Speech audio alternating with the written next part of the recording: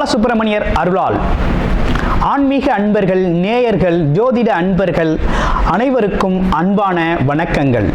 நான் உங்கள் வாழ்க வளமுடன் ஜோதிடர் ஸ்ரீ குரு சுந்தர வடிவேல்.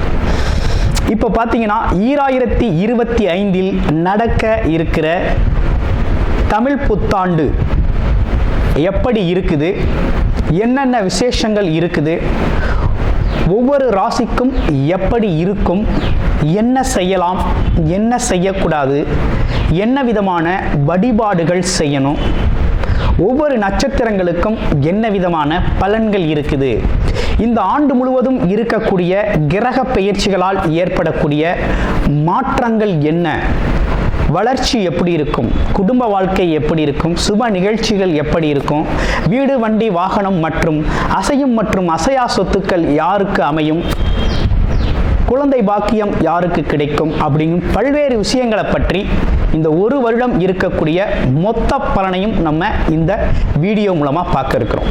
இப்போ இந்த விசுவாவசு வருடம் தமிழ் புத்தாண்டுகளில் 60 வருடங்களில் 39வது வருடம் தான் இந்த வருடம். இந்த வருடம் இந்த ஆண்டு பிறக்குது. இந்த வருடத்தில் பிறக்கும் குழந்தைகள் தைரியமாக குழந்தைகளாகவும், எல்லோரையும் அனுசரித்து தெரியக்கூடிய குழந்தைகளாகவும், பண்புள்ள குழந்தைகளாகவும், அது மட்டும் இல்லாமல் தர்ம காரியங்கள், புண்ணிய காரியங்கள் ஈடுபடக்கூடிய குழந்தைகளாகவும் பிறப்பார்கள் அப்படிங்கிறது சித்தர் பாடல்களில் உள்ள ஒரு அமைப்பு. அது மட்டும் இல்லாமல் தன் மகனை சான்றோன் என கேட்ட தாய் அப்படிங்கிறது மாதிரி அந்த குழந்தைகள் பெற்றோருக்கு பெருமை சேர்ப்பார்கள் அப்படிங்கிற ஒரு விஷயமும் இருக்குது. இப்போ இந்த வருடத்தில் இந்த வருட பிறப்பின் அடிப்படையில் சூரியன் அப்படிங்கிற ஒரு ராஜாவாகவும் மந்திரியாகவும் இருக்கிறதுனால அரசியல் மாற்றங்கள், அதிகாரம் சார்ந்த மாற்றங்கள் அப்படிங்கிற ஒரு விஷயம் நடக்க இருக்குது. அதையும் தாண்டி மழை பொழிவு அப்படிங்கிறது ரொம்ப அதீதமாக இருக்குது. விவசாயம் செழிக்கும், தானிய உற்பத்திகள் அதிகரிக்கும். அடுத்து பார்த்தீங்கன்னா மக்கள் செழிப்பமடைவார்கள். வருமானத்தை விட செலவு கம்மியாக இருக்கும், சேமிப்பு அதிகரிக்கும், தங்கம், வெள்ளி, ஆபரணங்கள் வாங்கக்கூடிய தன்மை ஏற்படுது. அது இல்லாமல் பார்த்தீங்கன்னா இந்த காலகட்டத்தில் பசுக்கள் உற்பத்தி அப்படிங்கிற ஒரு விஷயம் ரொம்ப நல்லா இருக்குது. அடுத்து பார்த்தீங்கன்னா மக்கள் மீது வரி அப்படிங்கிற ஒரு விஷயம் அதிகரிக்கக்கூடிய சூழ்நிலை அப்படிங்கிறதும் இருக்குது. ஆக மொத்தத்தில் இந்த விசுவாவசு வருடம் அப்படிங்கிறது மற்ற வருடங்களை விட இந்த வருடத்தில் மக்களின் வளர்ச்சி அப்படிங்கிறது நல்லா இருக்கு. திரைப்படத்துறை ரொம்ப நல்லா இருக்கு. பெண்களுக்கான வளர்ச்சி, பெண்களுக்கான திட்டங்கள் அப்படிங்கிற ஒரு விஷயத்தை அரசாங்கங்கள் அதற்கான முக்கியத்துவம் கொடுக்க இருக்கிறாங்க. அந்த வகையில் அவங்களோட தனி முன்னேற்றம் அப்படிங்கிறது இந்த காலகட்டத்தில், இந்த வருடத்தில் ரொம்ப அதிகமாக இருக்கக்கூடிய அமைப்பு இருக்கு.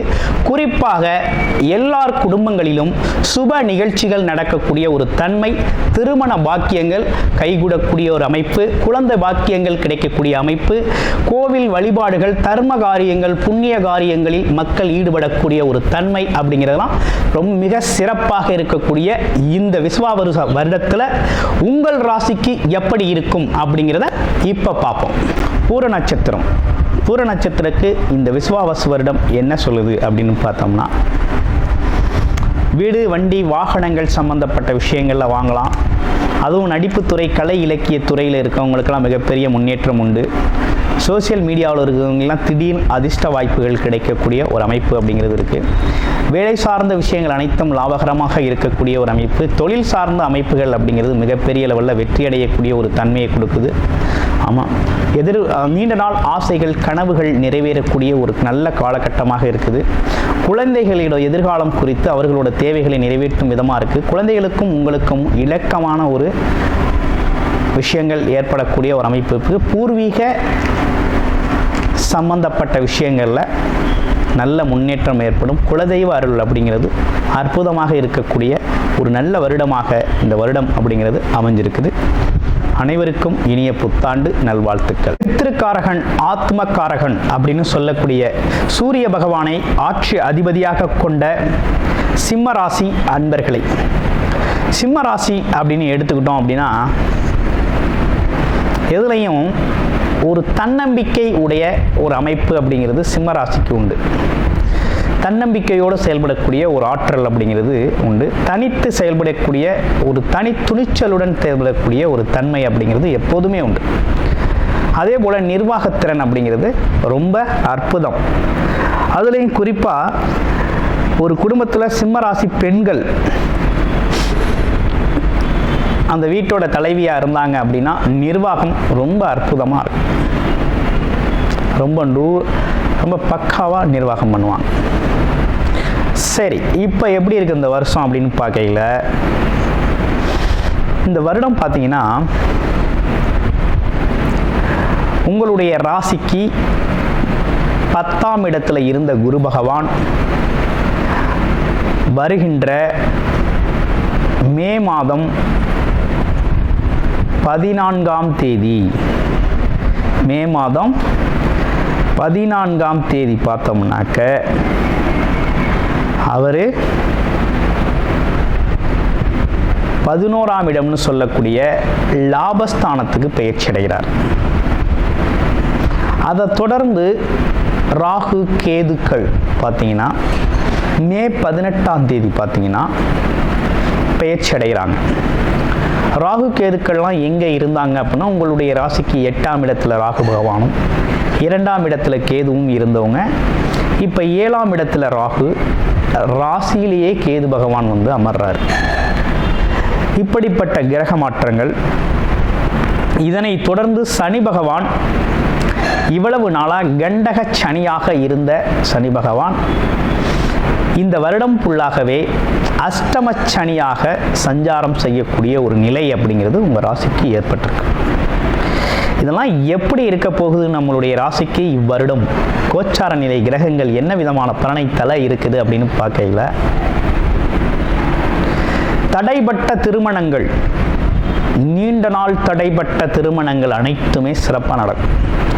அதுலேயும் குறிப்பாக திருமண ஒப்பந்தங்கள் ஆயிருச்சு அப்படின்னா நீண்ட நாள் தள்ளி போடாமல் விரைவாக திருமணத்தை முடிக்கணும். ஒன்று. அதுலேயும் திருமணமான உடனேயே சின்ன சின்ன கணவன் மனைவி சிறு சிறு பிரச்சனைகள் வர்றது அப்படிங்கிறது வரக்கூடிய அமைப்பும் உண்டு. பிறகு சமாதானம் அப்படிங்கிறதும் ஏற்பட்டுரும். அதனால் இதில் பெரியவங்க தலையிடுறது அப்படிங்கிறத கொஞ்சம் தலையிட்டு பெருசாக்காமல் பார்த்துக்கணும். அடுத்து இரண்டாவது விஷயம் என்னன்னு கேட்டிங்கன்னா, வேலை மற்றும் தொழில் துறைகளில் சிறு சிறு தடைகளும் தாமதங்களும் வந்து விலகும். ஆனால் வெற்றி பெறும், லாபம் வரும், வருமானம் வரும்.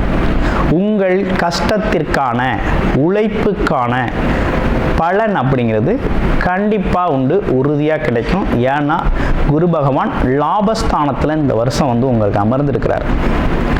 அமர்ந்தவர் வந்து ரொம்ப அற்புதமாக உங்களோட அமைப்பு இருக்குது. அப்போ பணம் பொருள் பண வரவில் பிரச்சனை இல்லை, ரொம்ப நல்லா இருக்கு. வருமானம் வரும், பொருள் சேரும். விஷயம் எங்கே இருக்குன்னா, அஷ்டம சனி அப்படின்னு சொல்லக்கூடிய இடத்துல தான் இருக்குது. அஷ்டம சனி என்ன பண்ணுவார் அப்படின்னு பார்க்கையில், உங்களோட உடல் ஆரோக்கியத்தில் குறைபாடு ஏற்படுத்துவார். குறிப்பாக மனம் சார்ந்த விஷயத்தில் ஒரு தடுமாற்றத்தை ஏற்படுத்துவார். அடுத்து உடல் சார்ந்த ஆரோக்கியத்திலையும் கொஞ்சம் குறைபாடை ஏற்படுத்துவார். சின்ன பிரச்சனைனாலும் உங்களுடைய மருத்துவரை அணுகிருங்க, அது ரொம்ப நல்லது. அதே நேரத்தில் மனைவியோட உடல் ஆரோக்கியத்திலையும் கொஞ்சம் கவனம் எடுத்துக்கணும். என்ன காரணம்னா, 7ஆம் இடத்துல ராகு பகவான் வந்து அமர்றார்.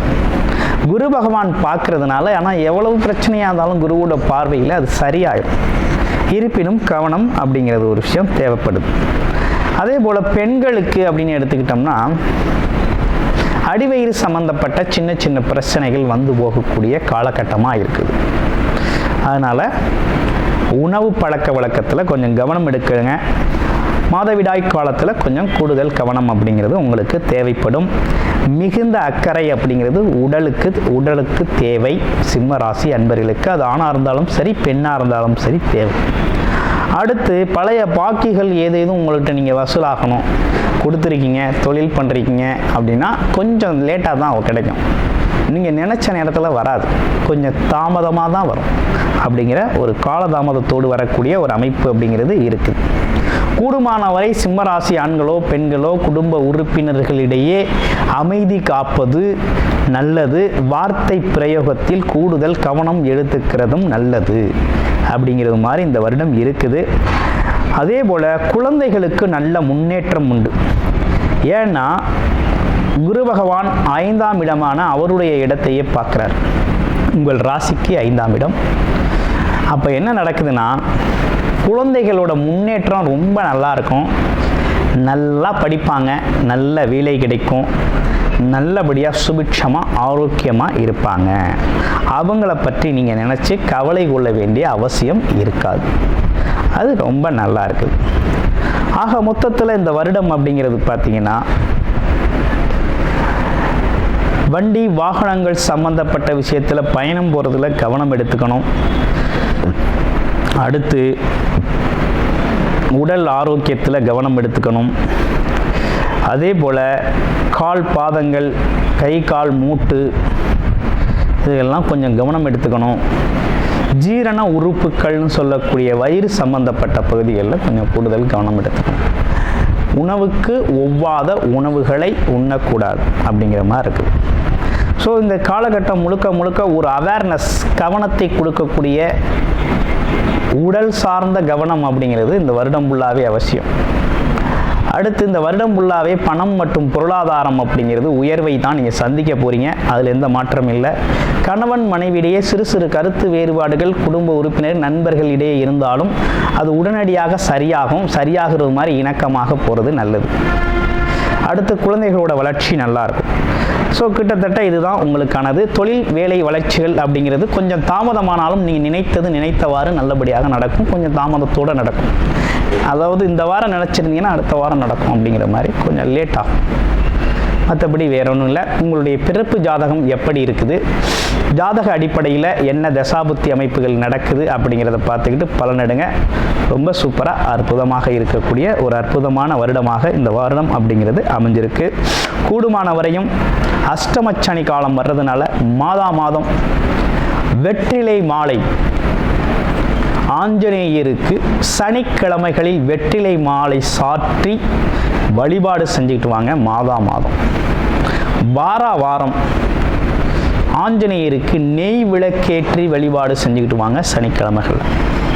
இது உங்களோட தொழில் வளர்ச்சியையும் உடல் ஆரோக்கியத்தையும் உறவு நிலைகளில் இருக்கக்கூடிய மனஸ்தாபங்களையும் போக்கக்கூடிய வகையில் ரொம்ப அற்புதமாக இருக்கும். ரொம்ப சிறப்பை தரும். அனைவருக்கும் இனிய தமிழ் புத்தாண்டு நல்வாழ்த்துக்கள். கூடுதல் தகவலாக நேயர்களின் விருப்பத்திற்கு இணங்க நமது ஸ்ரீ பாலசுப்பிரமணியர் ஆலயத்தில் அனைத்து விதமான சகல விதமான தோஷங்களும் நிவர்த்தி அடைய பரிகார பூஜைகள் தொடர்ச்சியாக நடக்க இருக்குது. அது மட்டும் இல்லாமல் திருமண தடை, குழந்தையின்மை, தொழில் முன்னேற்றம், வேலை வாய்ப்பு கிடைத்தல், ராகு கேது தோஷங்கள் நிவர்த்தி அடைய, குலதெய்வ அருள் கிடைக்க, கடன் பிரச்சனை தீர, வாழ்வில் பணம் பொருள் செல்வாக்கு அதிகரிக்க, இப்படிப்பட்ட விஷயங்களுக்காக பல்வேறு விதமான சகல பிரச்சனைகளுக்கும் தீர்வு கிடைக்கும் வகையில் பரிகார பூஜைகள் நமது ஸ்ரீ பாலசுப்பிரமணியர் ஆலயத்தில் நேயர்களின் விருப்பத்தின் பேரில் தொடர்ச்சியாக நடக்க இருக்கு. உங்களுக்கு விருப்பம் இருக்கும் பட்சத்தில் டிஸ்பிளேல தர நம்பருக்கு கால் பண்ணி உங்களுக்கான பரிகார பூஜைகளை ஸ்ரீ பாலசுப்பிரமணியர் ஆலயத்தில் செய்து கொள்ளலாம். நன்றி, வணக்கம்.